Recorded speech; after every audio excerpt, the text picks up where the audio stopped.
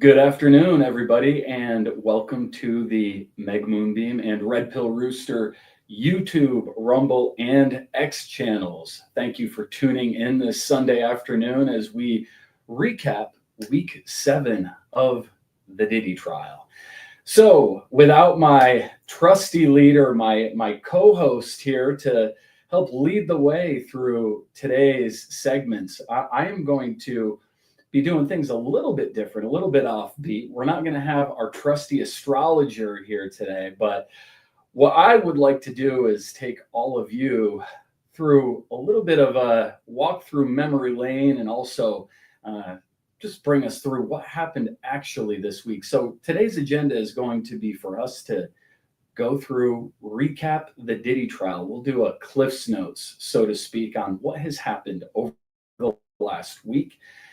And the name that keeps coming up in the trial so far is Christina Quorum, KK, as she's being infamously referred to as.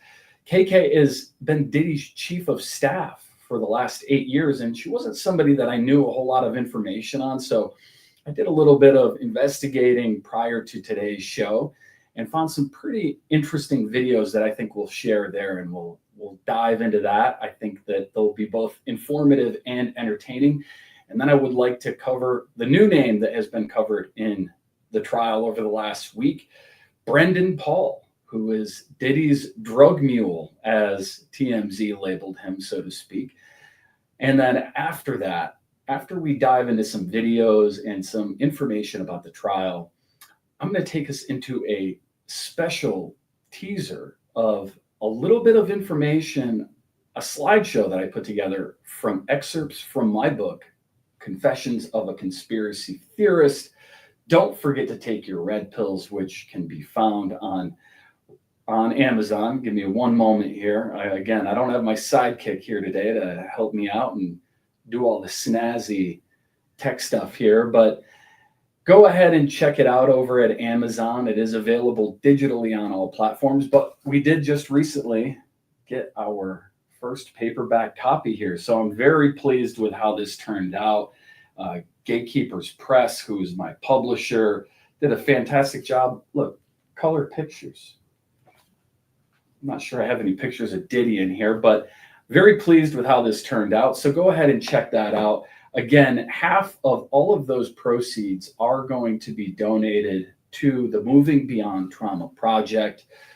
This is a project that is dedicated to helping people gather the tools, learn the tools to move beyond the trauma of human trafficking, sex trafficking, that sort of thing. So if you are a person who is in the process of going through your red pill moments, Confessions of a Conspiracy Theorist can be your roadmap. Okay, to be clear, this isn't a book that is for that is necessarily designed to change somebody's mind about the world as it stands. This book is for somebody whose mind is already open, right? Who already sees that something is kind of amiss in our world today, and is designed to be a roadmap to help connect the dots for the people that already have an open mind. So if you've got a few of those people in your life and you would like to help do something good, the Moving Beyond Trauma Project, you can kill two birds with one stone there, so to speak. And of course, don't forget about our trusty co-host, Meg Moonbeam, who's really the leader of the ship over here. I'm just filling in some big shoes here, so hopefully I don't botch it here today. But don't forget to check out Meg's channels, YouTube, Rumble, and X. And also, by the way, phenomenal astrologer. This is how I met Meg. She is the best astrologer I've ever met. So if you have a chance to get one of her personal readings or a, what do we call it? Your astro return. I'm screwing it up, Meg. I'm sorry. I forgot. There it is. Oh, thanks, Meg. I appreciate it. I see Meg is here in the chat with us.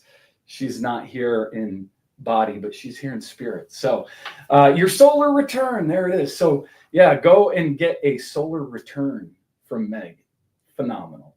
I've done it all. She's got great insights. I think you guys will be very pleased. So with that said, let me go ahead and let's dive into it here today. So Week 7, the Diddy trial.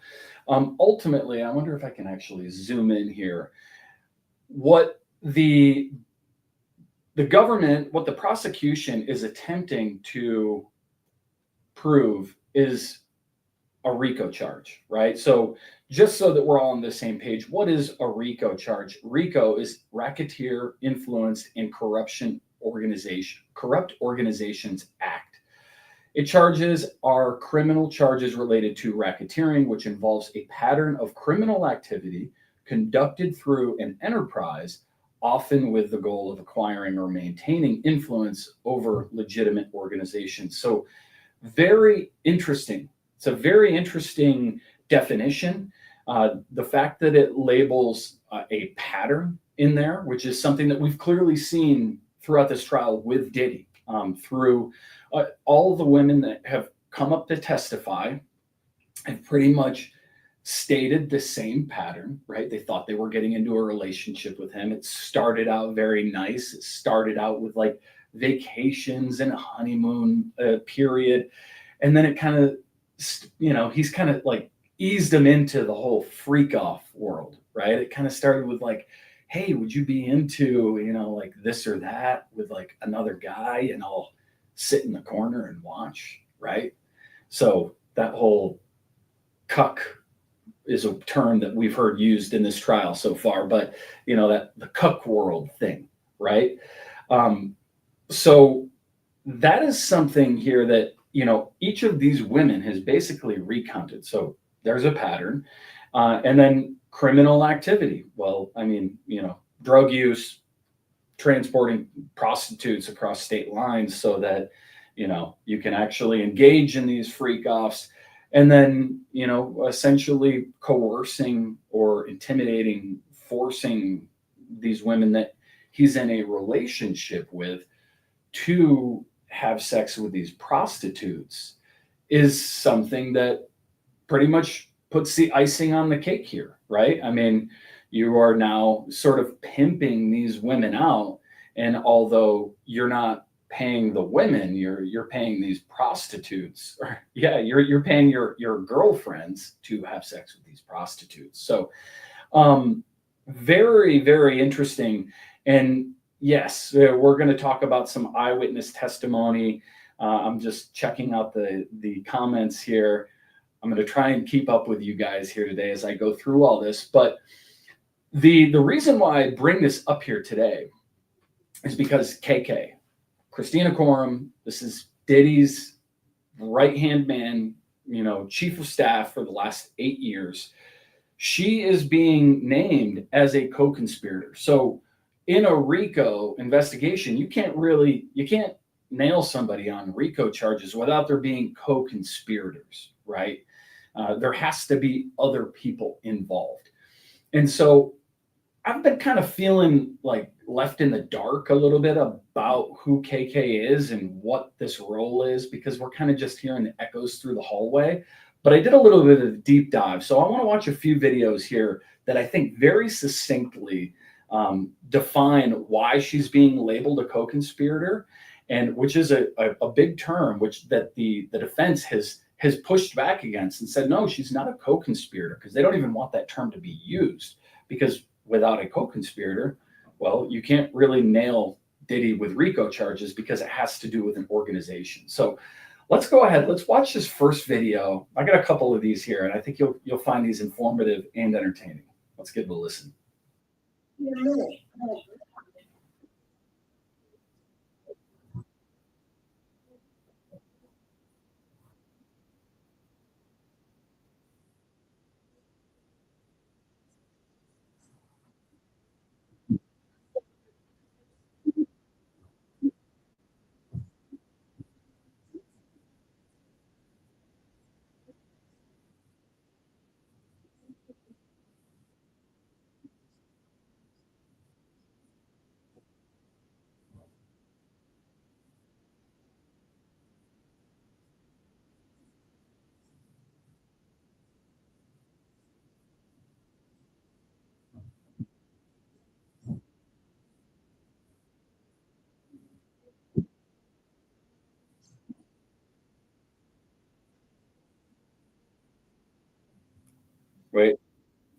you guys are saying there's no sound. Hold on. Let me see what I can do here. Meg, if you're there in the chat and you know how to fix the no sound component. Hey, Lakeside Laura. I see you got the wrench next to your name. Do you know how to fix the sound here? Let's see what we can do here on the fly. Playing on my end. Let me test another one. If I play this, can you guys hear this?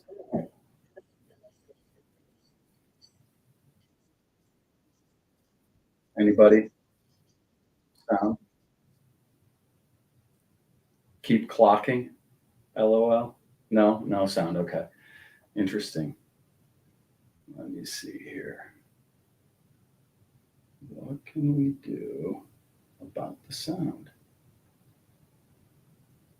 Interesting. Laura, do you happen to know how to get the sound? Let me stop this screen. Let me present. Let me share my screen again. Let's see if I can do this.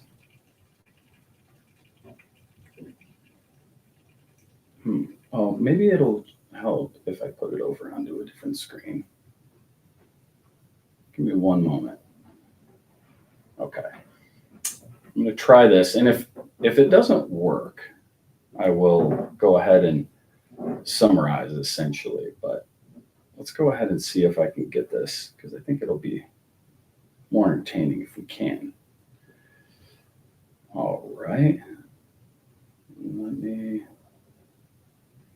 share my screen.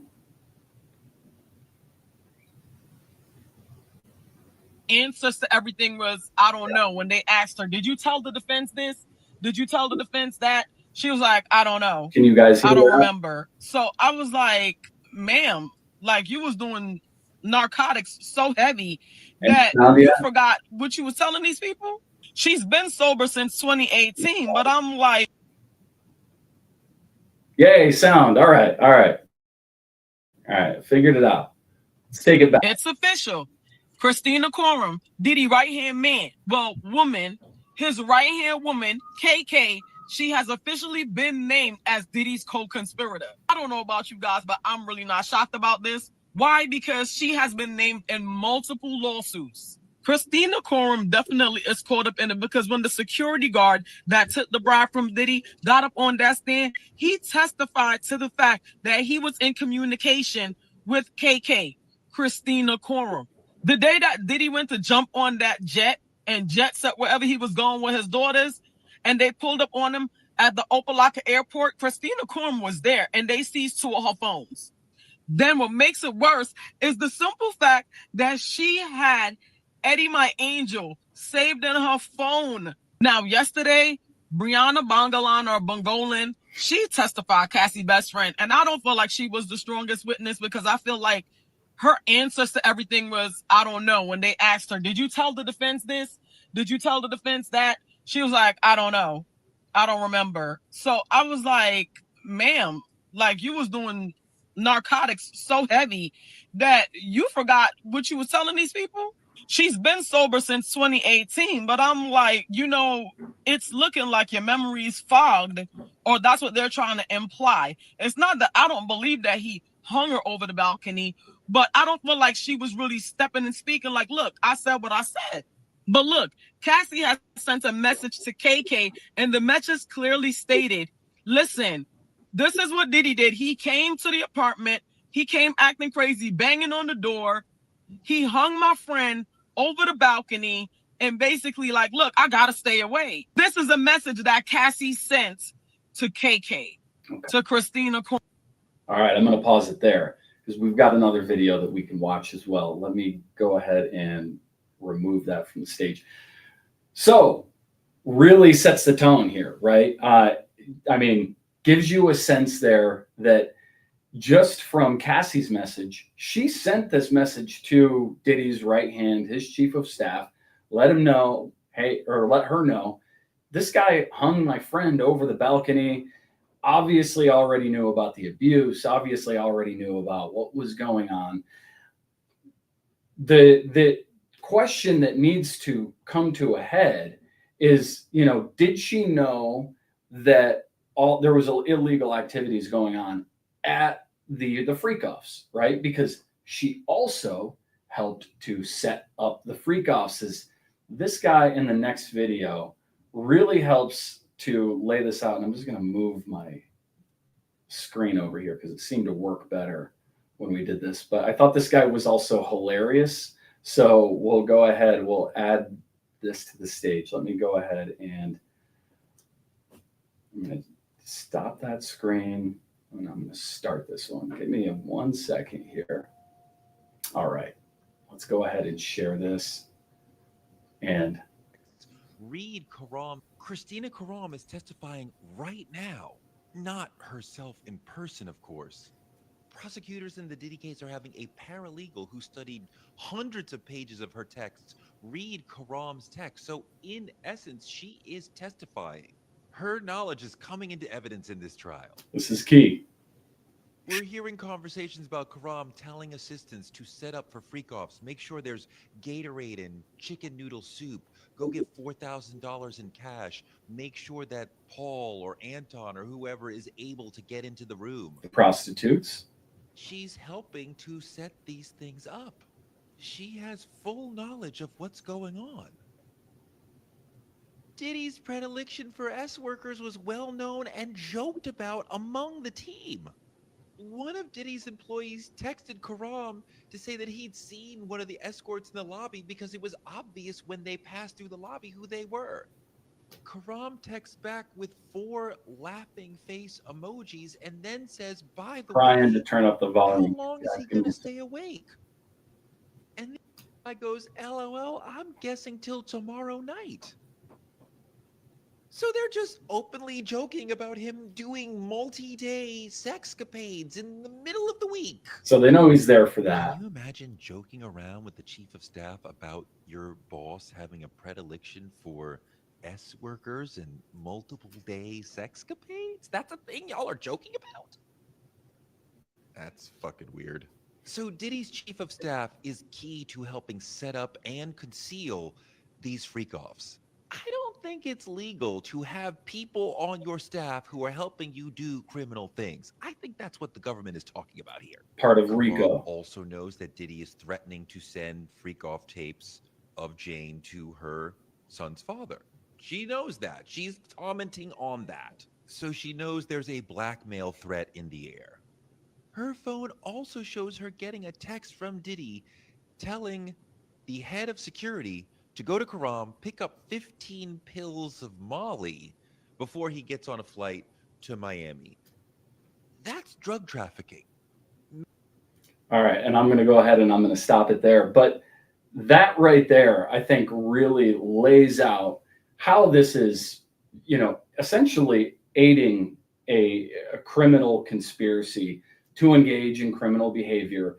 Whether or not she was there for the freak-offs and whether or not how in-depth her activity is at that point doesn't really matter, right? She is a co-conspirator to him setting up and conducting criminal activity. So I wanted to start there today with the criminal charges, but for this week, as far as the Cliffs Notes are concerned, Juror 6 was dismissed, as we said that he would be last week when we were finishing out.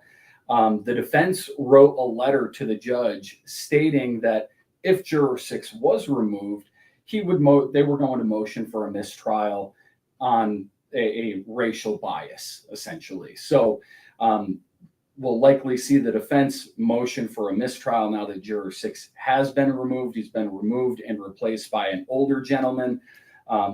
Jane this week also used the words coerced and exploited by Diddy and said that Diddy threatened to show her sex tape to her baby daddy. So right there is blackmail. So gives you a real sense of how after the fact, how was this information actually being used? How was it being conducted?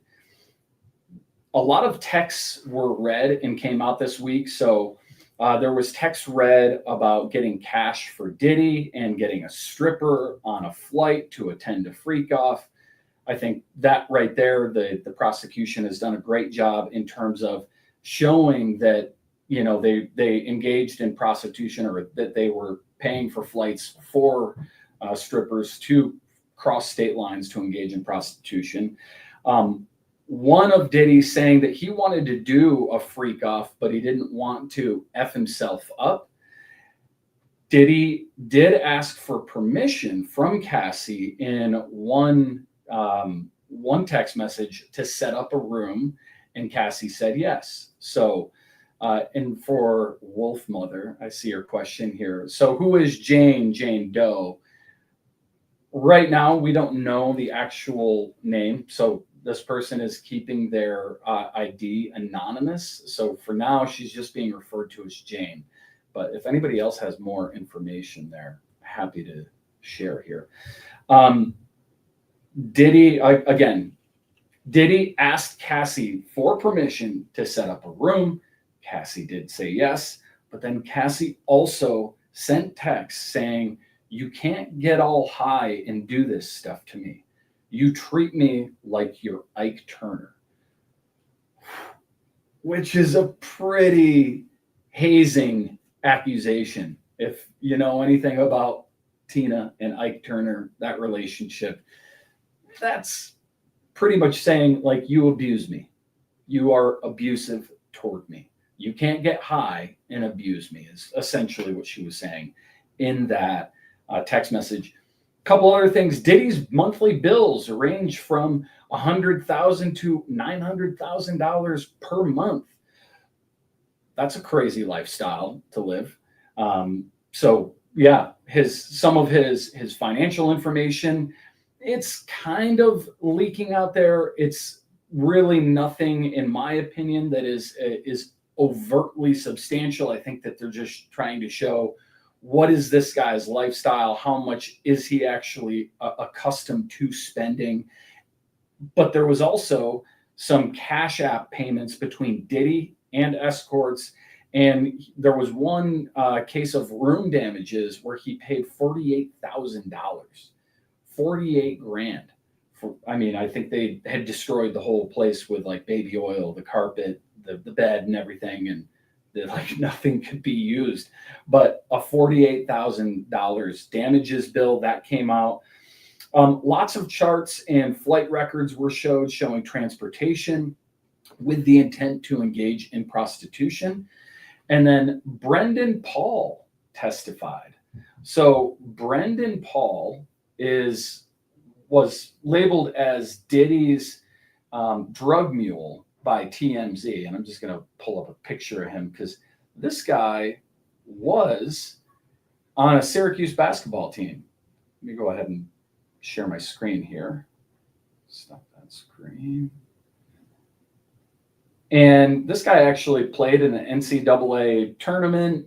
So this guy right here on the right, as you can see, I mean, he looks a lot different now than he did back when he was playing for the Syracuse Orangemen. But, you know, back in, God, what year was this? TMZ called him his drug mule. This is 2004. He didn't snitch on Diddy. Essentially, he was caught with a little bit of cocaine at, you know, the airport when he was coming back from a party. But he admitted that, you know, he made drug runs for Diddy. You know, it wasn't a common thing. He only worked for Diddy for about 18 months. And he described their relationship as complicated. So kind of a, you know, odd way to describe your relationship with your previous employer, but really sounded like he left a lot of stuff out. He does have immunity, so he basically got some immunity from the government to be able to come out and testify and admit to some of this information, some of the things that he did in order to testify on the government's behalf. But it really seems like there might be more to that story there. So, yeah, with that said, let me see, do we have any other notes here? A couple of, they played a few sex tapes One female juror looked disgusted, and the men looked focused, as per Lauren Conlon. So I thought that was kind of amusing that, you know, there was one female juror that was like absolutely disgusted at these sex tapes that they were watching, and the men were like, they were honed in there. So I thought that was kind of humorous. But the prosecution is slated to wrap up around Monday or Tuesday of next week. And then the defense themselves, they're saying their case is only going to take 1 to 2 days. So I don't know what to think about that. I mean, what do you guys think about that? You've had a almost 8-week trial. The prosecution has taken weeks and weeks and weeks to prove their case. And then as the defense, they're going to come forward and say, you know, yeah, I think this is only going to take a couple of days to wrap up. That tells me that either they ever have what they think is an extremely strong case and that they don't need to actually, you know, do much defending, or that they've got an extremely weak case and their strategy is to basically just take a step back. You know, it's sort of a less is more approach. I mean, if it were me, I don't know. If I were Diddy, I think I would kind of want to have some more people come up and speak on my behalf, but it'll be interesting to see who they actually bring up. Does Diddy come out to speak? I don't think he will, but maybe we'll be surprised. Is there going to be other celebrities that come to his aid? What I think has been very interesting and that I would like to touch on here a little bit in today's show is the amount of silence that we've heard, other than Kanye, who came, you know, a week or two ago to come out and speak and, you know, sort of not speak, but showed his support for his boy sort of thing, showed up to the courtroom. Nobody else has showed up. You know, all these people, all of these celebrities that Diddy, you know, was tight with or whatever, you know, everybody that came to the party, they're nowhere to be seen. I'm going to just pull over this picture here and share it with you guys. But I think that, you know, the silence is loud right now, right? You're talking about a guy who everybody knew, and yet nobody's showing up to back their boy. You know, look at this picture here. Can you guys see that there? I mean, you got Kate Moss passed out, just absolutely drunk. Right? Yeah, I like Spicy Dame. That's expected. They all run. Passed out, drunk, Kate Moss.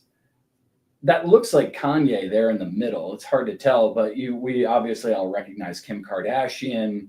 That's Cassie there in the back right, you know. And so these types of pictures, and so, you know, I'm just kind of curious, you know, where are all of those people? And I think I'd like to go ahead and let's turn to the cards, because I want to ask the cards a few questions here today. Let's go ahead and start with KK, Christina Quorum. Is there a relationship between Christina Quorum and Diddy? And was it ever sexual, or was it strictly platonic? And you guys, if you guys have questions, go ahead, pop them in here. You know, we'll ask your questions to the cards here today too, since we don't have Meg with us. But let me go ahead. I'm going to take that comment down. Just we've seen that. So was Christina Quorum, is her relationship with Diddy platonic, or was it ever sexual? Is it more than you know, her being the right-hand man of a legitimate business? Let's go ahead and ask that. Kim K, super SRA. I would agree with that comment. All right. So Christine Quorum. Okay. So, oh, well, this is all bad. So Christina Quorum everything is upside down. Okay. So she thought she was on the winning team. She got the Six of Wands, the victory card, right out of the gate in reverse. So not winning. She thought that this was going to be a great partnership. She thought this was going to be her stepping stone, her next, her move into the next level, that, Diddy was going to bring her into her rise, into stardom in her career. I mean, she did spend 8 years with him. She worked really hard. She worked really hard for this guy. Only, unfortunately, it was for all in vain. And she took her licks. She got beat up. Not necessarily physically by Diddy. With that said, I don't think that any of this indicates that there's no sexual relationship here. I can't imagine that a guy like Diddy, with all of the weirdness and things that he's into, the type of character that we've heard him to be so far, could have a sexual relationship with, the person that's essentially conducting his business, his enterprise. So that sort of makes sense to me. So it does seem like it was a platonic relationship, but everything is upside down here, guys. I mean, I'm just going to show you the whole thing right next to each other. This is all upside down. The whole business is upside down, from, her relationship to him and her thinking that it was a winning strategy. It was a winning approach, to all the hard work that she put into it, into all the things that, the things that she got beat up for, whether it's physically speaking or metaphorically. We don't know that if there was any physical abuse. Perhaps there was. But, anybody that's ever worked a job knows that you can get beat up in more ways than one. So, I'm not getting anything there in terms of her actually this being like a sexual relationship. I don't think that it was that. But at the end of the day, the moral of the story is that relationship is not paying off. I'm just checking out your comments here. Let's see what we have. What if she is the kingpin? John Diesel. What if she's the kingpin? Well, that's interesting. I'm actually kind of leaning towards, what if she's like the Ghislaine Maxwell, right? What if she's like Epstein's Ghislaine? In fact, I kind of like to ask that. Is KK Diddy's Ghislaine Maxwell? Did she serve in that way? Did she, fully know what's going on? And it really seems like she did, from a number of the text messages and everything that came through. She knew that she was hiring prostitutes to come over and have these freak offs and do all the debauchery. So she knew that there was illegal stuff going on. And, you don't have to be a mastermind to be a criminal, quite frankly. So let's ask, is Ghislaine, or is KK Diddy's Ghislaine Maxwell?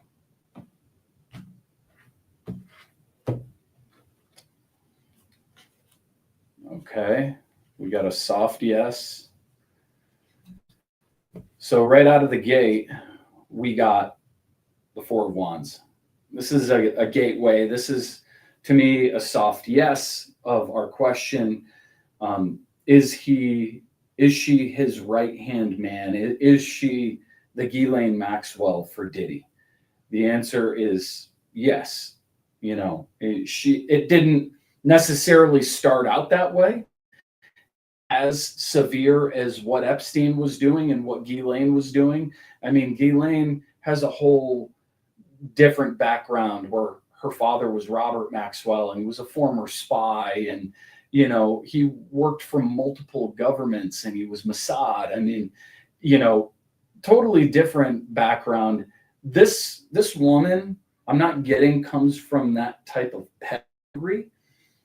She's unscrupulous, like she doesn't really care probably what's going on at the parties.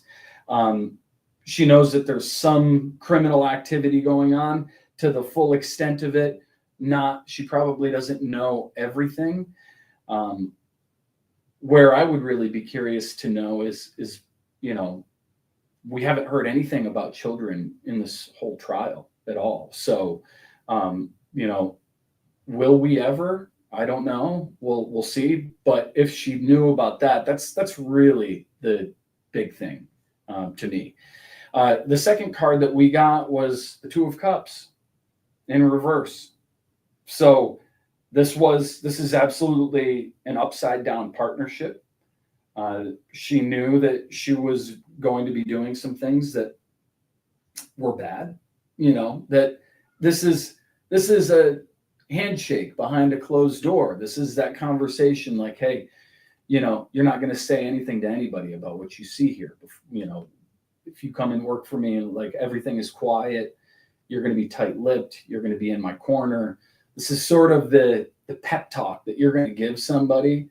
If you're Diddy and you're going to hire this person to be your chief of staff, this is basically like, hey, I need to make sure that whoever I bring in is going to be on my side and isn't going to, be a snitch and isn't going to be a whiner. You're going to basically sort of start to grease the tracks for a conversation that, should it anything come up later, it's going to be like, hey, you remember when I told you, right?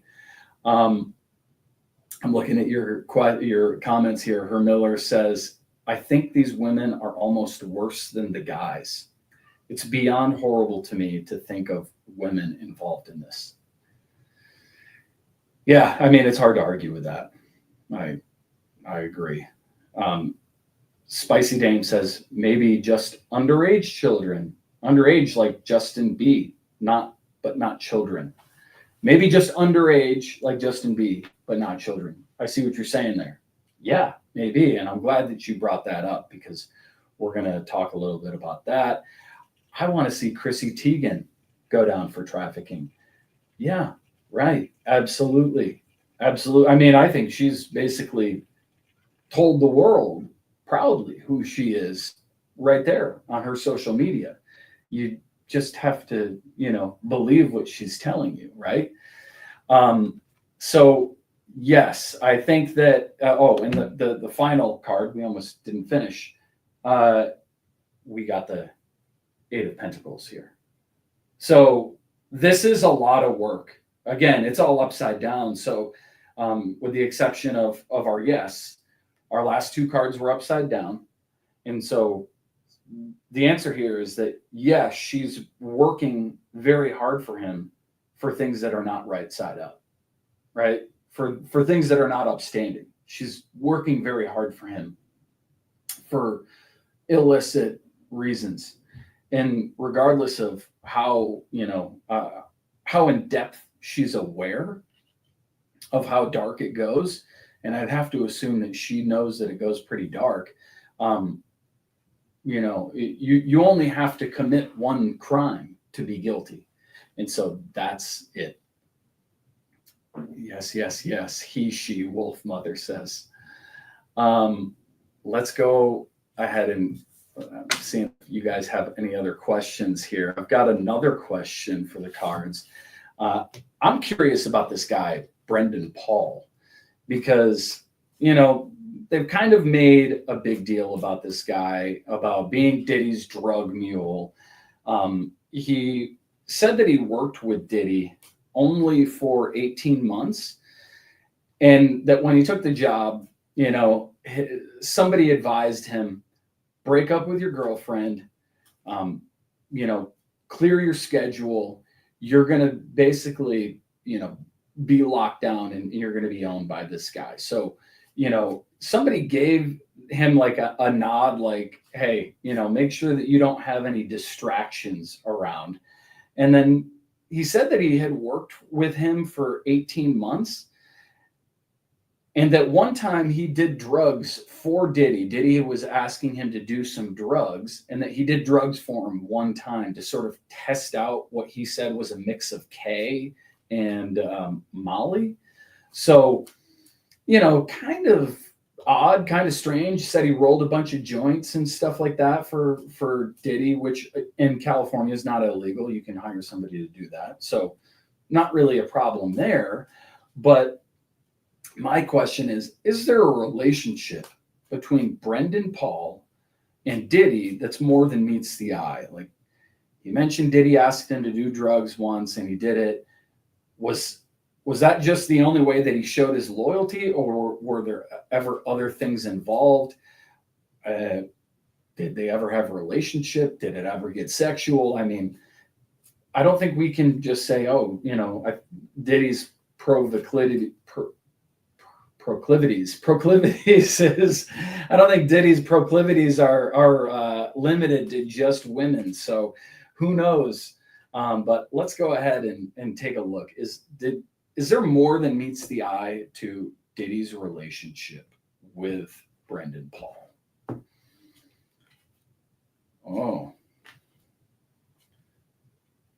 Oh boy. Yeah. Right out of the gate. 7 of Cups, lots and lots of mixed up stuff. This guy did a whole bunch of stuff for Diddy. And there's a reason that he had to get immunity. The guy needs it. If he didn't have it, I mean, he probably would get nailed down the road for something else. Okay, so he took part in a whole bunch of stuff working for Diddy, right? Let's just imagine this is Brendan Paul right there. And these are all the jobs that he's doing, right? So if you can see this, we got like a snake head there. We got some woman's head. We got a stone tower there. We got some jewelry. The guy said that he delivered money. He would deliver drugs occasionally. In the 18 months he did that, he said he delivered drugs maybe 5 or 10 times. So kind of, kind of a drug mule. I mean, it's, that maybe an exaggerated term by TMZ. Mule might be a little bit extreme, but yeah, I mean, maybe not. Then we've got the 2 of Wands. So the guy walked through a gateway and he made a decision to sort of turn and go in another direction. He wanted to be more upstanding in his life. He didn't like what he was doing. He didn't like why he was doing what he was doing. And he just made a decision to change his life, this guy. And part of changing that was getting away from this gross relationship that he had with Diddy. So we got the Lovers in reverse. So was this sexual? I think maybe, Diddy maybe came on to him. Maybe Diddy did something to him that like we've heard about with some of these women, like showing up in their bedroom, maybe drugged him one night, having a little vodka, have a little celebration drink with me. Hey, who knows what happened after he gave him the K and the Molly or whatever, right?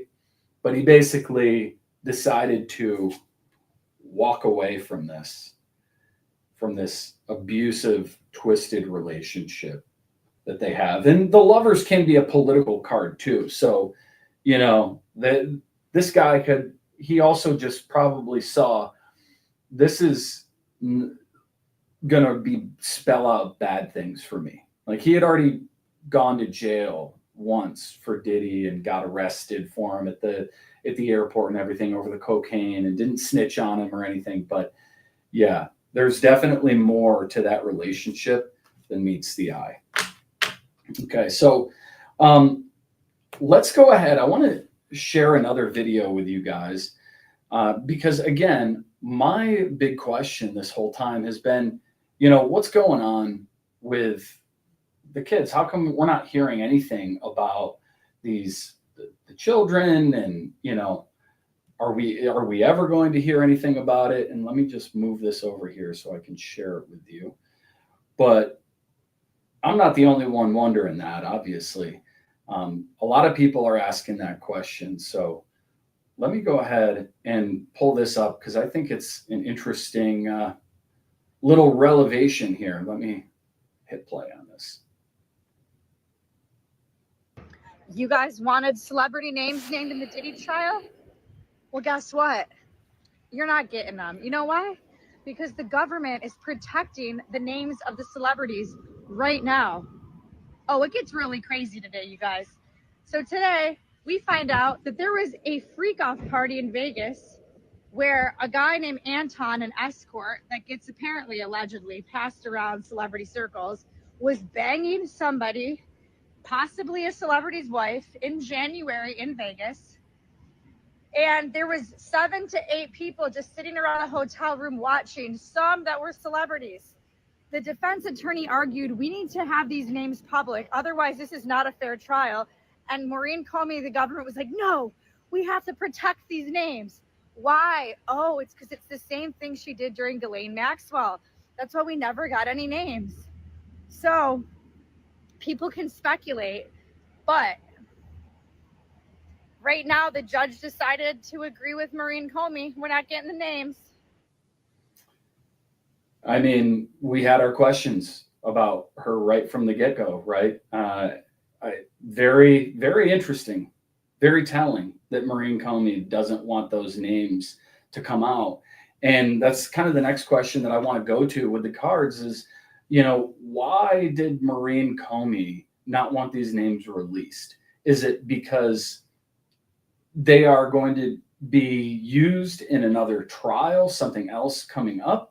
Or is Diddy their, you know, sacrificial demon, so to speak, right? Is Diddy the sacrificial demon that they're going to sacrifice at the altar of the courts and say, here it is, you know, we brought you what you wanted. We got your pound of flesh for you.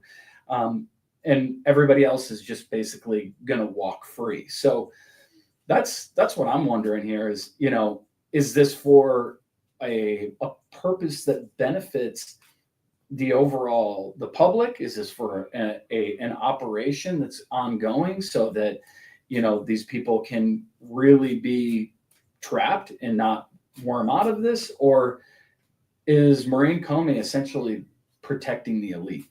That's my question. We have Linda here that says Maureen Comey has to be compromised. I mean, I would probably agree with you based on just the fact that her dad is James Comey. So, but I hate to be so prejudicial like that. So, but I would agree. All right, let's see. Maureen Comey, is she protecting the names? Interesting. Right out of the gate, we've got the 7 of Wands. So she's trying to do something in a unique way. Okay, so that's Maureen Comey. She is trying to do something that is difficult and it's unique. Wands do have integrity. So I think that she's doing something that, you know, at least appears like it has integrity. And it also appears like it's going to be something where, you know, for us, we're like these guys. We're like whistling past the graveyard. We're out here suffering, wondering what's going on inside the church that's got the 5 of Pentacles on it, or whatever this building is, right? We're out here in the cold without really any information other than that we know that there's something beyond this wall, this window, and we don't know what it is. And we don't have an answer to that, but it does look like there is a purpose to it, that there is the phrase good things come to those who wait is coming to mind, right? So I feel that what Spirit is telling me is, you know, be patient. This is going to come out. Things are being revealed, but there's a plan here that goes beyond. If this were in reverse, I would say, oh, she's protecting the elite. But I think that this is part of an operation and that there's a payday, right? I look at this card and I think there's a payday. Something's coming. and that there's an end to this. And with this being a 10, I do think that there's an end coming.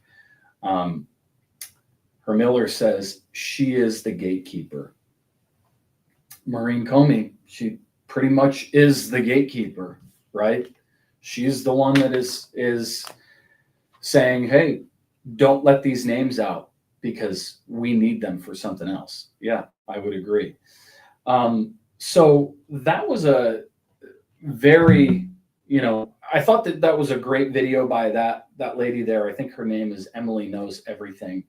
But it was a question. I want to pull up this next post because it's going to lead into part of what I want to talk about here in a little bit about that touches on Diddy and in the trial. Let me share this post with you. I think people are wondering the same thing that we're wondering here. Like, what's going on? How come I'm not seeing anything with, the children, all the rumors and everything, right? I see this X post here, and I just think it's very poignant. It says, I am so confused by the Diddy trial so far. The testimony has only been about sex parties and hotel rooms with his girlfriend. What about all the sexual blackmail tapes of celebrities from the hidden cameras in his home? Why aren't the prosecutors bringing any of that up? I mean, people are wondering. They're out there asking the same damn questions that we're sitting here asking today. Like, hey, why don't we have the names? What about all the blackmail? We know for a fact now that Diddy was blackmailing Jane Doe. So he blackmailed her and said, hey, I'll show you your freak off tape to, your baby daddy if you don't do what I want you to do. All right. So we know that he was engaged in blackmail. We know that he was using these tapes for blackmail purposes, but we've gotten like a little sliver, right? We got like a little crumb. They kicked us off a morsel off of the main table and, expected the rats to be satisfied. So, but we're not satisfied. So that is where I would like to start taking some of these questions because, Allie Carter, I've mentioned her before over the last few weeks on, our shows here together. And I got a great video for you guys because it's Allie and she is talking about exactly what we're talking about here. And I think she's made this in the last couple of weeks. So let me go ahead and share this screen with you. Sorry. I'm surely missing my sidekick here today, or our trusty leader, as I sit and struggle my way with the technology. It's definitely nice to have a partner to talk to. So let me go ahead. I'm going to share this screen. There it is. All right. Thank you guys for bearing with me here today. Okay. So this is Allie Carter. This woman has been saying for years, screaming from the rooftops that she was sex trafficked, that she had sex with the Obamas, Barack and Michelle, who she's said is a man. She said that she had with, I'm going to try to keep this tame for fluff tube over here. But she said that she had, with the Bidens. She's mentioned so many celebrities that she saw Denzel at a party, name after name. This woman clearly had been around for a long time. And what's crazy is like about a year and a half, 2 years ago, I saw a video of her at a red carpet event. It's actually Will Smith. He's standing there talking to a reporter, and Allie Carter walks by in the background. And it just, when I saw it, it gave me chills because people are out there saying, oh, she's a liar. She's, just out here to make money off of people. I don't believe that at all. I don't believe that people, ruin their lives and incur the wrath of the public and all of the fandom in the world just to try and make some money off of, a story that they've made up. I don't think that most people don't do that. There probably are a couple, but Allie Carter, I do not believe, is one of them. Let me go ahead and share this. Have not been subpoenaed for the Black Panther red carpet event that they are calling a Diddy trial. They are not talking about the children whatsoever. When they start to talk about the children, call me. Because as of right now, they're not talking about the children. Pam Bondi, we're not talking about the children. You're not protecting the children. You're lying. You're protecting predators. Because I know damn well you and I and all everybody else knows there are way more buyers than Diddy, Epstein, and Ghislaine. Nobody gives a shit about Epstein anymore. If he died, if he pretended to die, if he's still involved with the Mossad, if he is still involved with the government, nobody gives a fuck. It's not about that. It's about who else did he sell children to? Who are the buyers? That's what it's about. Dan Bongino that's on this case, we're still not getting down to what happened in the term of Obama's and Clinton's. But we're going to tell people that nothing happened with Epstein. Kash Patel was put into place as the head of FBI. You fought to get to that place. I once believed you when you said you were going to uncover every damn thing when you got there. Why should a survivor have to tell you to get your shit together? You're the one who said that you would uncover the files. You're the one who said that then your people found out that they were the ones who lost the files. After they lost the files, then you come out and say that Epstein, there's no substantial evidence in the Epstein files. Who is that? What is that for you to say? First of all, release the buyers. Everybody's talking about, I'm protecting the children. No, the hell you're not. You are protecting the buyers because everybody knows that that Epstein file is full. It ain't just Diddy. There's 100 witnesses on this trial. And not one of them are, the prosecutor asked about where the hell are the children? Were there children? Did you see the children? What children?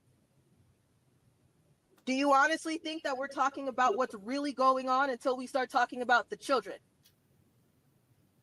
Yeah. I mean, I just get goosebumps when I listen to her. I really think, to me, I hear her voice, and her voice sounds like she is speaking the truth, right? I spent 20 years pursuing a career in acting. And when you are trained to be an actor, what you're really trained to do is listen to people. And what you're listening for is this person telling the truth? Is this person lying? You know, beyond memorizing things, you're trying to really discern, what is somebody saying between the lines, right? What are they saying without saying? Right? Because I can say thank you and fuck you, but if I say it 10 different ways, it's going to mean 10 different things. So, to me, Allie, I hear her voice, I get goosebumps. And anytime I get goosebumps, to me, I know that I'm hearing the truth. So 100%, I don't think she's making up a single bit of her story. And she's absolutely spot on. Why aren't we talking about the names? So that's the next question I want to go to to the cards is, how come this trial never got into the children? We're going to end next week, I guess, but not a single whisper about the children. So let's just say we won't assume that there absolutely was children there for the sake of fairness, right? Let's just say, I got the Tower card right there. I'm holding the cards and talking. So for the sake of fairness, let's just say that, we won't say absolutely that there was children there. Let's leave it open to the possibility that, there wasn't, and, the dozens of people who said that there were are lying. We'll just say that that's possible. But how come we aren't even hearing any questions about whether or not there was children there? Which is, like, if I was a prosecutor, that's what I would be asking. Did you ever see children there? Did you ever see one child? I don't care if it was the alcoholic mom that comes in and she brings her child everywhere and she got her cigarettes and she's just drunk and you're just like, oh yeah, there's Jane with her, not Jane Doe, but we're whoever, right? Like, I don't care. Like, just ask the question. Did you ever see a child at one of these parties? So we've heard from plenty of people who said that there were people there. We've seen footage with Justin Bieber, who we're going to touch on here in a moment. I'm going to show you another video. How come that's not even being talked about or questioned? Are these people being protected? That's the question for the cards. Yes, and D. Marie, yes. When I'm talking children, I'm thinking 12 and under, right? Prepubescent. Not like, oh, 17, looks 22, right? I mean, let's just leave that off to the side. I'm talking 12 and under children. That's what I've heard. That's what I've read. People have told stories about it that are out there on YouTube. Again, I can't remember the singer or the rapper's name. It's female. Talked about getting invited into Diddy's house and being there with a Middle Eastern prince and going into the house and seeing children dressed as adults. So, yeah, that's the question. How come there's no questions about the children in this trial?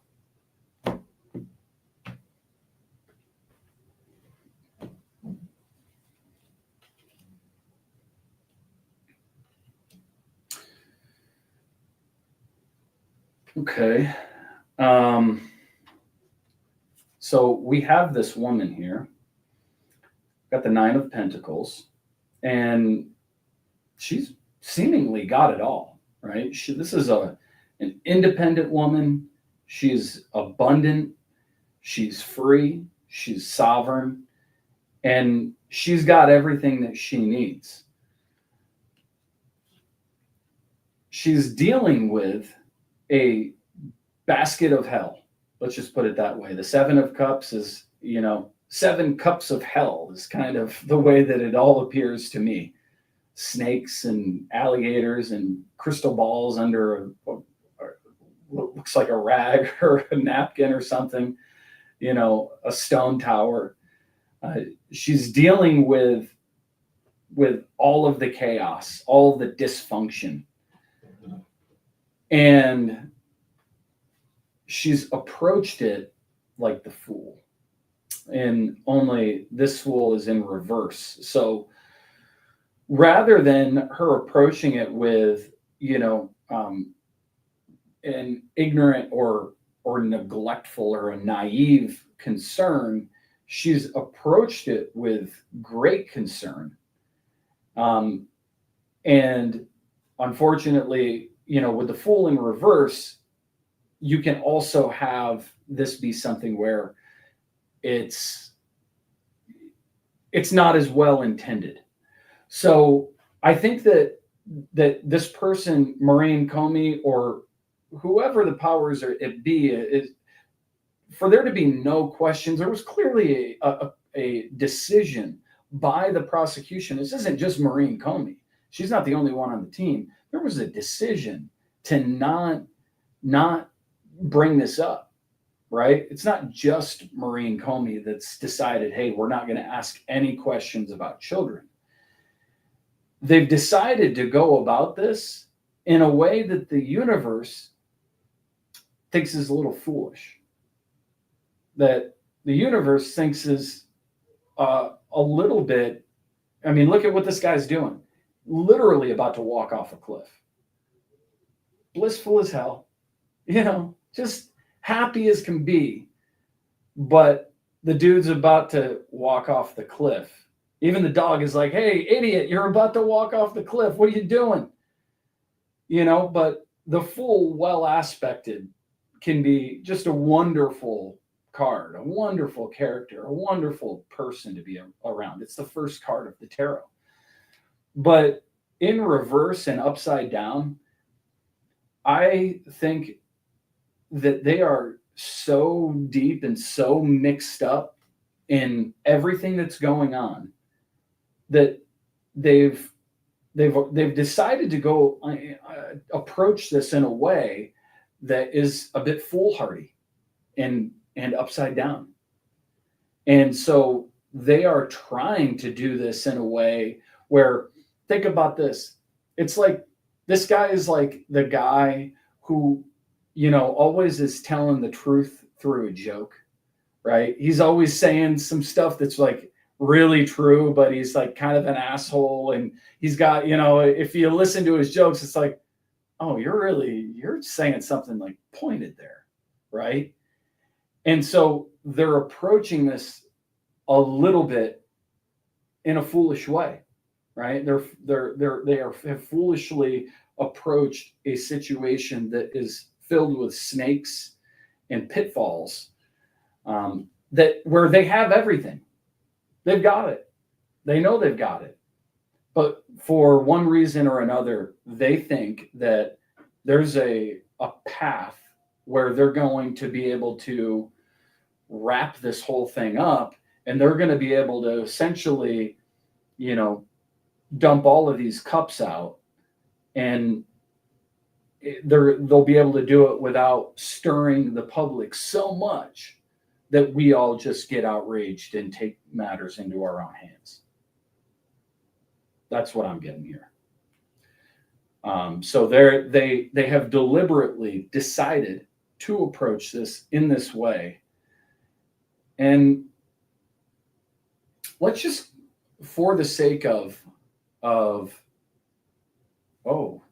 something just came to me. The Fool also represents children. And with this being upside down, I'm getting that they're doing this in this way because there's still children in danger. That's what just came to me as I was about to move on. So there is still children in the underworld, right? The children in the upside down. Let's think, what was that show, Stranger Things? They go to the upside down where it's like the whole world is the same, but it's in reverse, and everything is sort of backwards. There's still children down there. And so they are, they have gone about it in this way. They've got everything. It's a big stinking mess. And they've decided to do it in this way to help save the children that are still in the upside down, that are still captive in this terrible situation. Okay, that answers that question for me. I don't need to go any further there, because I was going to ask another question, but that, as that came to me, that satisfies that for me.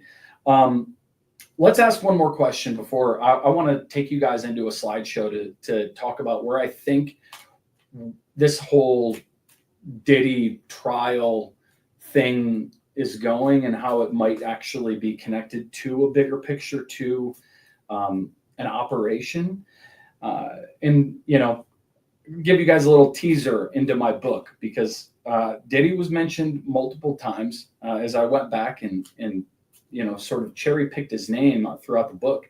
He was named 6 or 7 times, and so I think some of this can be very interesting. But let's go back to ask the question: why are the names of celebrities being redacted?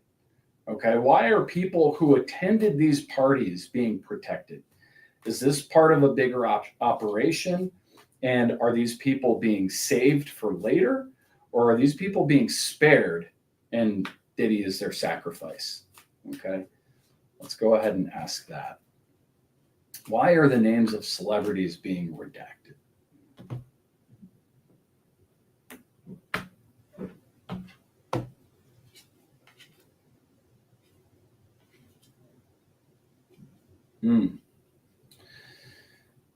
Okay, so right out of the gate, we've got a gateway again in reverse.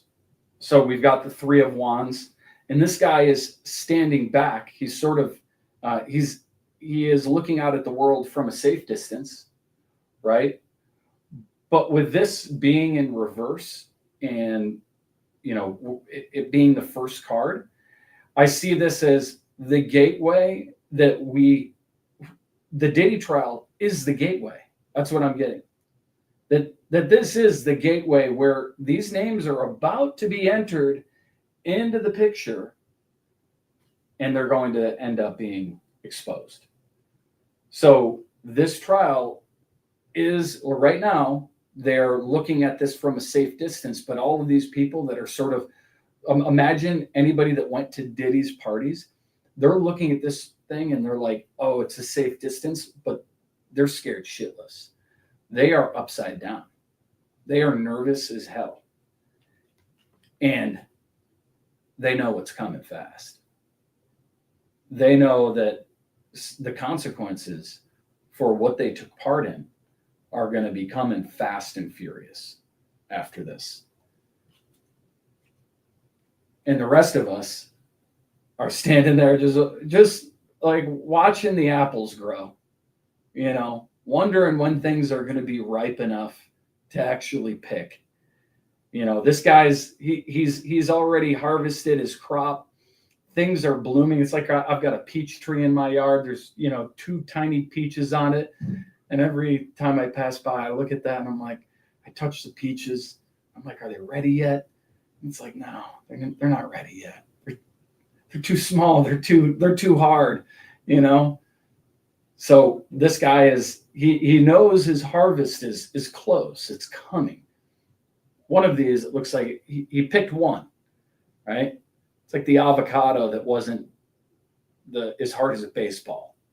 He was like, all right, I can take that one, but everything else has to stay. So right now, this is our Diddy down here.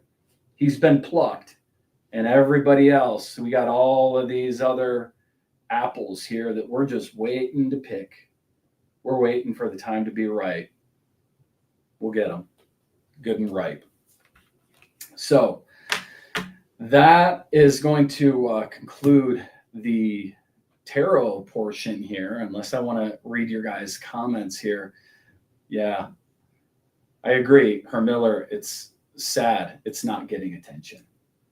Yeah, I mean, you know, there's still so many people out there that think that that's, you know, just like a conspiracy theory. We're just a bunch of kooky people out there who want to believe that, you know, our favorite celebrities were just the demons of the planet. Yeah, you know, I totally agree. It's sad that we're still in that state where it's a state of disbelief for a lot of people.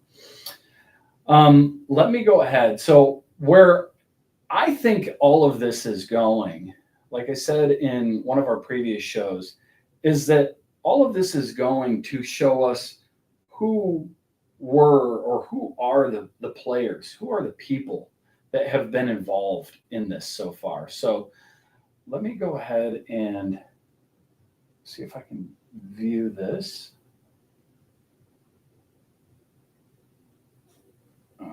There we go. All right. And let me come back over here. Sorry, guys. Give me one moment. All right. Oops. Can you guys still hear me? Give me a 5x5 if you can hear me out there.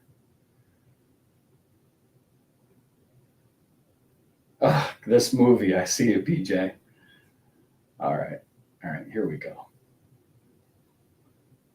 All right, so I put together this little slideshow, and what this slideshow is it's a compilation of excerpts. Thanks, Miller.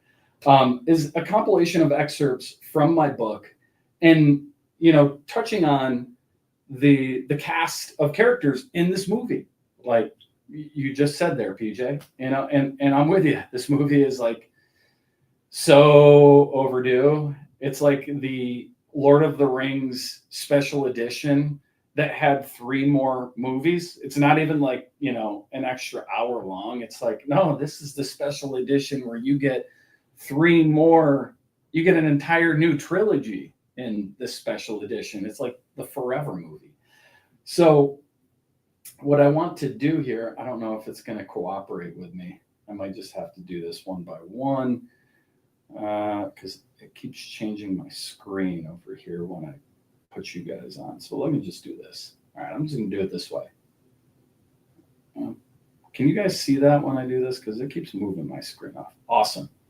Okay, so as I was saying, this little slideshow here is a few excerpts from my book in which Diddy is named. So starting out, news outlets have released information stating that Prince Harry was named in multiple court filings related to a $30 million lawsuit that claims industry mogul Sean P. Diddy Combs participated in sex trafficking activities.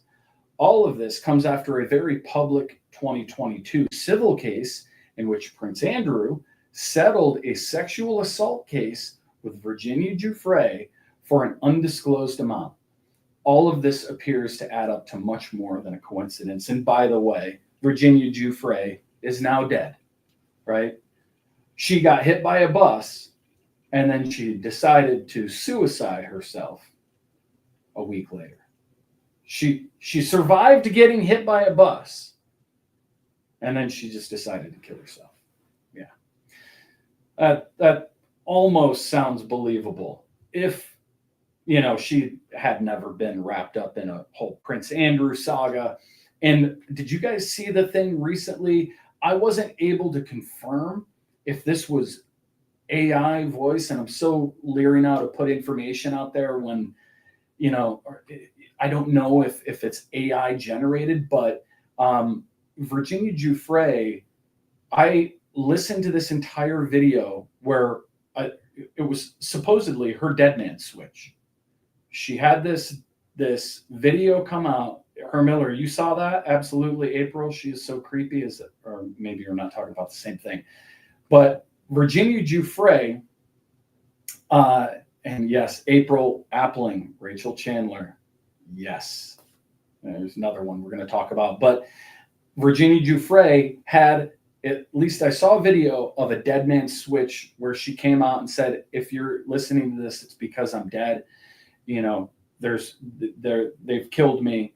And I wasn't able to verify whether or not that was AI. I tried to put it through a couple of different detection systems, but then they were trying to, right at the point of getting the information, it was like, all right, you were ready to pay $30. So I was like, all right, I'll probably find out without paying $30. So, you know, very interesting though, that Sean Combs, that P. Diddy, that Prince Harry was named in a civil suit related to P. Diddy that discussed sex trafficking activities.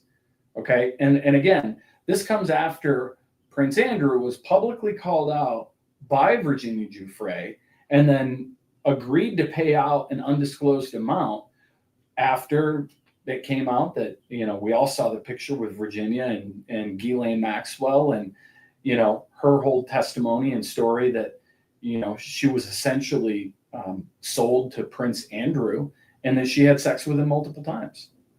You know, so very interesting there. Let's go on to our next slide here. And I apologize. I don't know why this keeps booting me, or I think it's because I hit the slideshow button, but I'm just going to come back because I'm not sure what that's doing there. Okay, so as I continue deeper into the book, I start to talk about blackmail. Okay, so this is how you actually get people under your control. It's just like Jane Doe said. She claims on the stand now in the Diddy trial that he threatened to show her S-tape to her baby daddy if she didn't do what he wanted her to do. So it says, how do you get someone to obey? How do you limit risk if you are running a criminal enterprise? Mafia gangsters have been known to prove their loyalty by killing someone in front of their new partners and handing them the murder weapon in a plastic bag. It's a way of saying, if you go down, we go down together. It shows loyalty in the worst possible way. Now, people like Hillary Clinton, Barack Obama, and the DNC are high up in terms of class and influence. We know they are connected to all the powerful three-letter agencies, Hollywood, Jeffrey Epstein, P. Diddy, and many, many less infamous individuals. Is it possible that they were more than connected? Is it possible they were partners? The answer to those questions might be no, but they're questions that are worth asking. After all, these are our leaders. I think it's a fair question to ask, right? And any politician that's acting like, oh, these are asinine conspiracy theories, is either trying to gaslight you or has been living under a rock for the last decade, right? It doesn't take very long with Google at the tip of our fingers to find out how many people have actually, how many elected politicians have actually been convicted, charged, or suspected of pedophilia over the last decade. I mean, and it's people on both sides of the aisle, Republicans and Democrats. This isn't isolated to one political party, right? It's the uniparty. It's the reason why they can all agree on certain things is because 90%, or as Julian Assange said, 97 to 98% of all of Congress has been blackmailed. And even General Flynn has come out and stated this publicly, that our politicians have been blackmailed in these overseas trips where they get caught sleeping with minors. And so, I again, that's another piece of information in a video that I share here in this book. But let's just continue on to the next place that Diddy's mentioned. What if Barack Obama, the Clintons, the Bidens were all cogs in a vast criminal conspiracy? Impossible? Why? We've already established that all that's needed is heinous blackmail, and some individuals can be controlled to carry out nearly any order. What was the purpose of Epstein Island? What was the purpose of P. Diddy's freak-off parties? Blackmail. What if most of your elected officials are compromised? This is pretty much the point of the book, right? What if the people who are our elected officials who are making public decisions on our behalf are blackmailed and then essentially compromised and determined to now make decisions on behalf of another entity simply because they don't want to get exposed? And I think, this is where I stand. And I based on this community, I know Meg's fan base very well. I think I'm one of you guys. Like I started out in the same place. So I think that we all probably are pretty much in the same place. Yes, John Diesel. Shed light on the darkness. Thank you. That's what this is about, right? And I'm going to get it all comes to a point, because we're not doing this. I'm not doing this, to raise for people to know about me, right? I do this. I didn't do this just so that I could, donate this money to the Moving Beyond Trauma project. I didn't write this book to become rich and famous. I wrote this book to help further the movement. And again, this book is not for somebody who isn't already kind of on this path, right? You've got to kind of already be on this path to give any sort of credence to this book and to where it goes. Otherwise, you're just going to write it off, right? But if you know somebody that is kind of going down this path, it helps to connect the dots, right? You got to start with a notion that something's wrong, and then after you have the notion that something's wrong, you can kind of go, but how is that possible, right? And once you're there, that's when you're at the ripe point for somebody to introduce this type of information to you. Okay, so as I continue on, I discuss how secret societies play a part in this whole game, right? And it's not just the Illuminati, it's not just the Freemasons. However, those are the two that I focus on in the book for the sake of brevity. There are a lot of secret societies out there.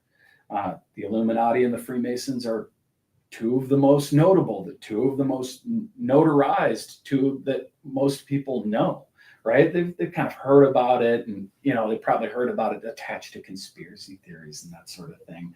The kooky nutcases, the tinfoil hat people, all right? But what it says is, of course, Masonry is hardly limited to elected officials, which many of our elected officials are Masons. Okay, and I break down the math in here. How many presidents have actually been Freemasons?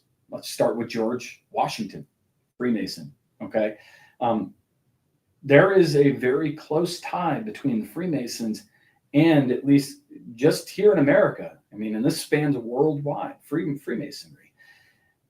There's a very close tie between the Freemasons and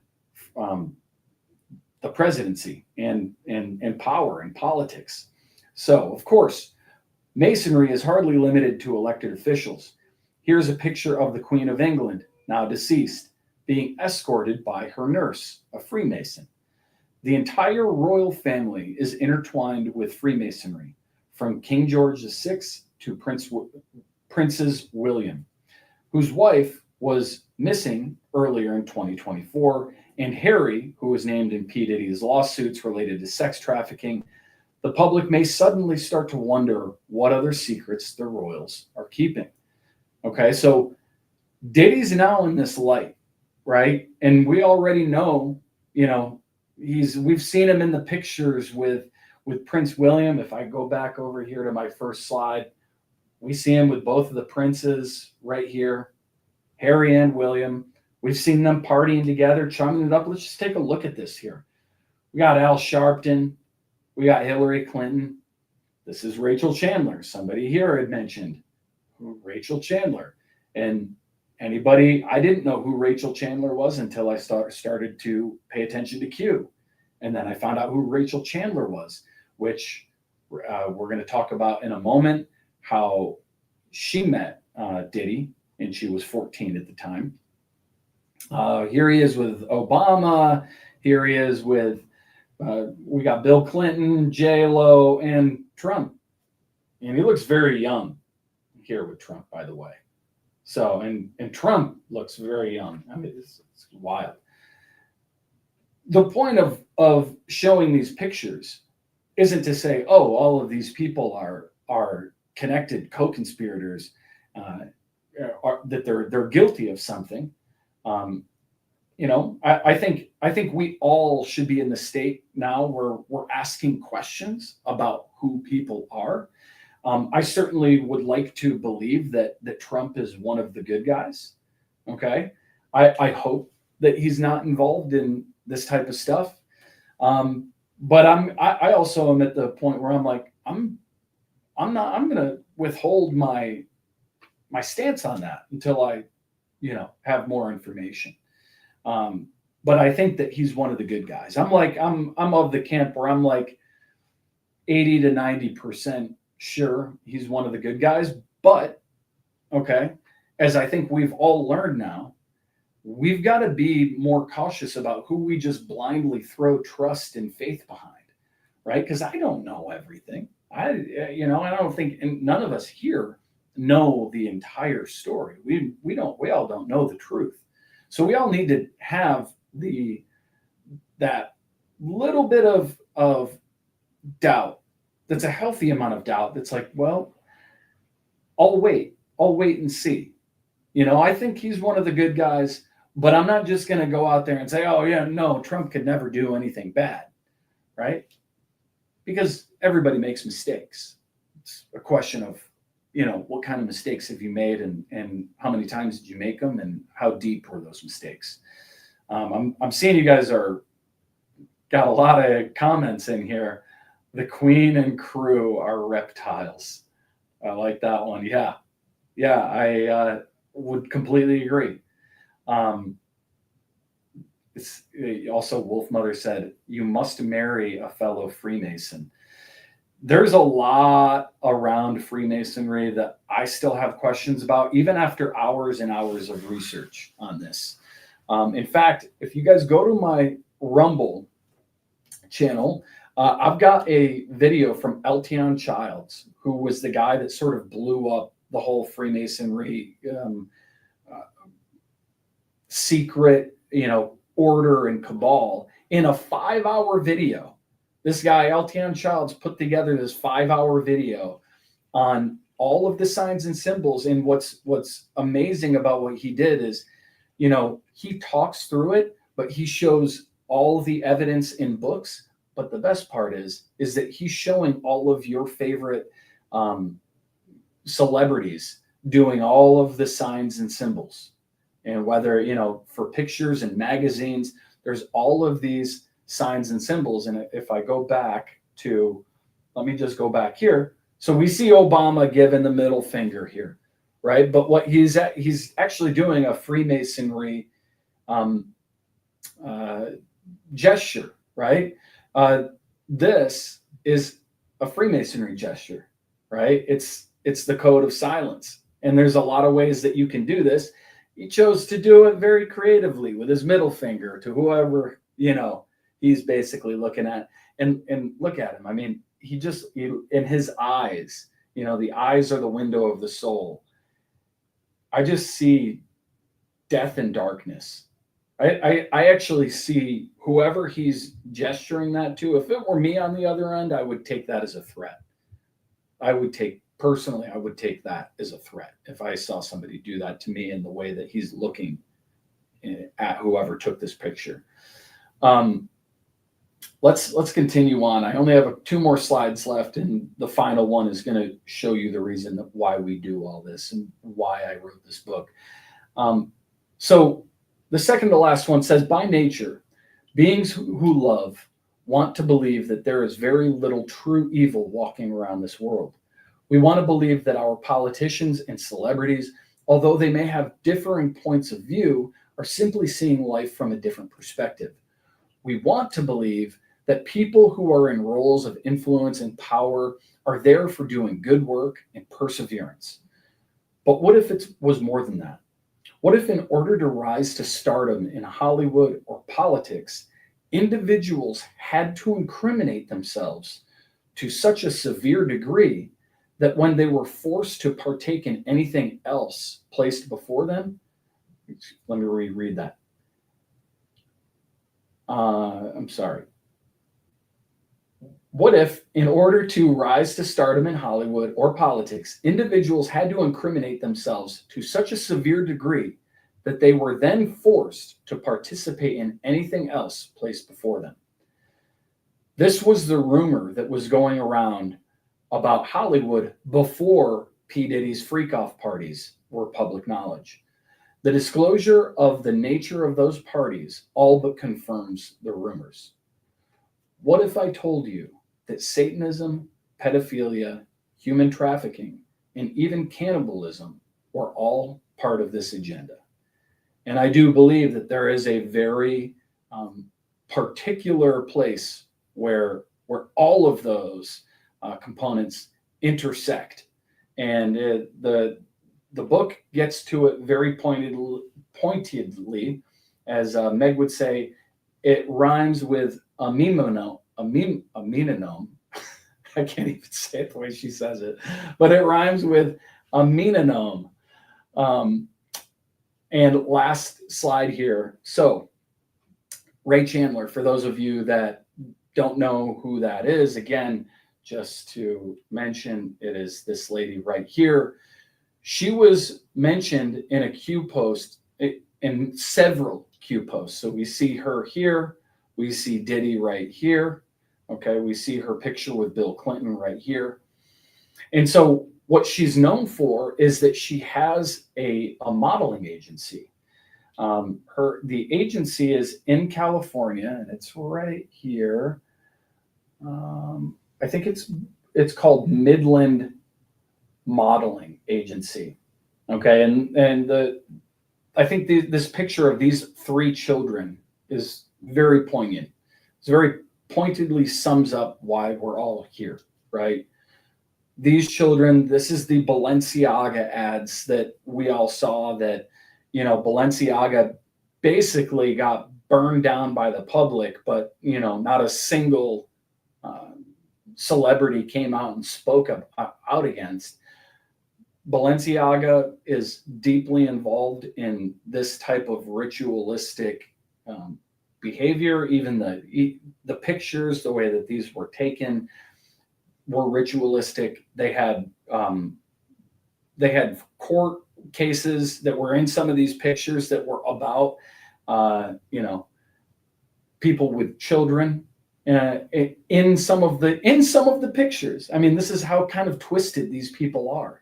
And they're Balenciaga. So ball, the ball of the underworld, if you will, that we've been talking about. So in 2016, Chandler co-founded Midland Agency with Walter Pierce. Their clients became known for a particular look: thin, sunken eyes with a hint of trauma and despondence. Numerous Q posts found at qalerts.app. Rachel was acquainted with Prince Andrew, met Bill Clinton on the Lolita Express, is pictured with the aforementioned P. Diddy at the age of 14, and indicate that she became friends with Paris Hilton. Many of the pictures proving these connections were taken from her own Instagram account. So the point of her being friends with Paris Hilton is the Hilton brand was deeply tied into an entire human trafficking investigation. So again, not there for just an erroneous reason to name, some random celebrity who might be involved in this. And let me see if I can find Midland Agency, and I'll show you guys what I mean by these photos. They had a very particular brand, and I wonder if they're even still up. As far as, I think they are. Okay, yeah, they are. All right, give me 1 second, guys. I'm gonna share this with you.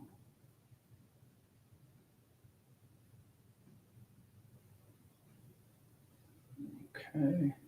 Sometimes I have to remember how to do this, and then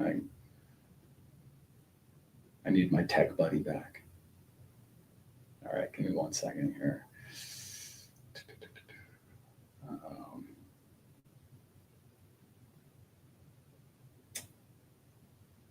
Okay, there we are. All right. All right, can you guys see this?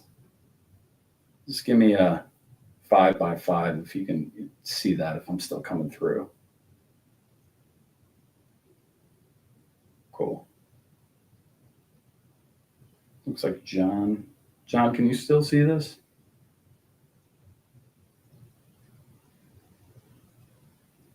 Okay. I think we're good. All right. So, yeah. I mean, just look at these children. I'm sorry. Look, I get that beauty comes in all shapes and sizes, but to me, that does not look like a model. I'm sorry. I don't know who Anna is. Anna, if you're watching this, you look beautiful. You look lovely, but I don't think you're a model. I think you're abused. You look like an abused person. Okay? This person looks like a runaway. I mean, Magnus. I think this is a woman, but that's Magnus is like a guy name. Very gaunt, very haunted looking pictures, And so again, this wasn't my assertion. This person was named in the Q posts. Okay. And I get that there's agencies out there that want to hire somebody that looks angry and sad and broken and shirtless, I guess. But to me, all of these people look abused. And also notice, I I think this is presented as a girl, but I think this is a dude. Like, no offense, Angel, if you're out there, you know, I'm not trying to insult you by any means. I'm just calling it what I see. I'm not trying to be offensive here, especially not to anybody that's a victim. But I think these people are victims, if you ask me. So that is where I am going to leave this here today. The Hilton Hotels. Yeah, look this up, guys. I mean, you know, I looked up everything in my books the best I could. And I really, really did my due diligence to make sure that I wasn't saying anything that was not true. Is it possible that it happened? You know, it's possible. But if I'm mentioning something, it's because there's, you know, the saying, there's smoke where there's fire. I'm bringing things up that are tied to other things that make sense when you look at the picture of everything. So let me just go ahead and stop sharing that, because it kind of depresses me when I look at that. But that's why we're here, guys. You know, this whole Diddy trial, yeah, it's like, it's fun. You know, it's fun because I'm, you know, finally getting to see a guy that I think is the scum of the earth get his comeuppance, I hope. You know, we'll see what the courts do. But yeah, look up the Standard Hotel too. That's right, Wolf Mother. Yep. I talked about that. That's where Ray Chandler got her start, was at the Standard Hotel. So yeah, looks like I wasn't the only one who thought that at least one of those girls was a guy. But, you know, guys, I mean, I just want to reiterate, you know, we're here for a reason. We're not covering this Diddy trial just because it's fun to watch somebody's life go up in smoke. No, I take no joy in watching somebody suffer. Even people that I think are horrible. I don't want to watch them suffer. Do I maybe want them to go away? Yeah, but I have no interest in watching anybody suffer, even if it's my enemy. So, yeah, I mean, I think that's why all of you are here too. I think you're here. Anybody that's watching the recap of the Diddy trial through, you know, these channels and through the lens of astrology and tarot and in this community is doing it because you guys are on the same path. We're in the same vein. We have the same hope here.